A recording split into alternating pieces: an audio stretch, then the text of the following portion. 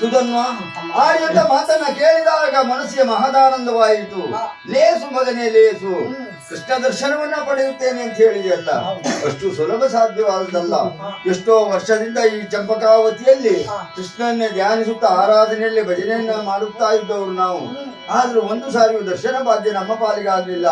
ನಾನು 5 ಮಕ್ಕಳನ್ನು ಹಡೆದಿದ್ದೇನೆ, ಕುಂತಿಯು 5 ಮಕ್ಕಳನ್ನು ಹಡೆದಿದ್ದಾಳೆ. ಕುಂತಿಗೆ ನಿತ್ಯ ನೋಡುವಂತ ಭಾಗ್ಯ ಇದೆ, ನಾನು ಒಂದು ಸಾರಿಯೂ ನೋಡುವಂತ ಅವಕಾಶ ಇಲ್ಲ. ಅವಕಾಶ ಇದೆಯೇನೋ? ಸಾಯ ಕೇಳ ಶ್ರೀಕೃಷ್ಣ ರಾಯನ ಪರಿಸಲು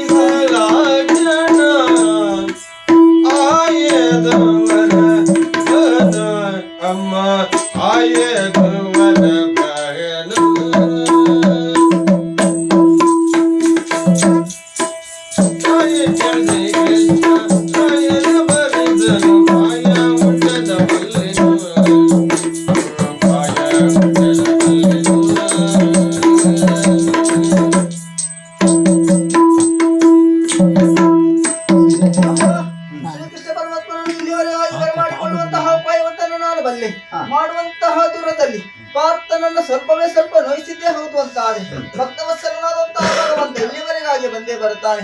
ನಿಮಗೆ ಮಾತ್ರ ಅಲ್ಲ, ನಮ್ಮ ನಾಡಿನ ಜನತೆಗೆ ಕೃಷ್ಣನ ದರ್ಶನವನ್ನ ನಾನು ಮಾಡಿಸ್ತೇನೆ. ಹೋಗಿ ಬರ್ತೀರಮ್ಮ. ಮಗನೇ, ಕೃಷ್ಣ ದರ್ಶನ ಅಂದ್ರೆ ನಮಗೆ ದರ್ಶನ ಕೊಡುವುದಕ್ಕಾಗಿ ಬರುವುದಲ್ಲ, ಸೋತಿರುವಂತ ಪಾರ್ಥರ ಸಹಾಯಕ್ಕಾಗಿ ಬರುವವ. ನಮಗೆ ದರ್ಶನಕ್ಕಲ್ಲ. ಒಂದೇ ರಥದಲ್ಲಿ ಕುಳಿತುಕೊಂಡಿರುವಾಗ ನೋಡಿದ್ರೆ ಭಯವಾಗಬೇಕು. ಎಲ್ಲಿಯಾದ್ರೂ ಹೆದರಿ ಹಿಮ್ಮೆಟ್ಟಿದೆ ಅಂತ ಆದ್ರೆ ಇನ್ನು ನಾನು ಹುಟ್ಟಿದಂತ ಮನೆ, ಸೇರಿದಂತ ಮನೆತನದ ಮರ್ಯಾದೆ ಎನ್ನುವುದು ಬೀದಿ ಪಾಲಾಗ್ತದೆ. ಮಗನೇ, ಹಿಂದೆ ಹಿಮ್ಮೆಟ್ಟಬಾರದು ನೀನು. ಆದಿತ್ಯಂತೆ ಹೋಗಿ ಬರ್ತೇನೆ. ಈಶ ನಿನ್ನ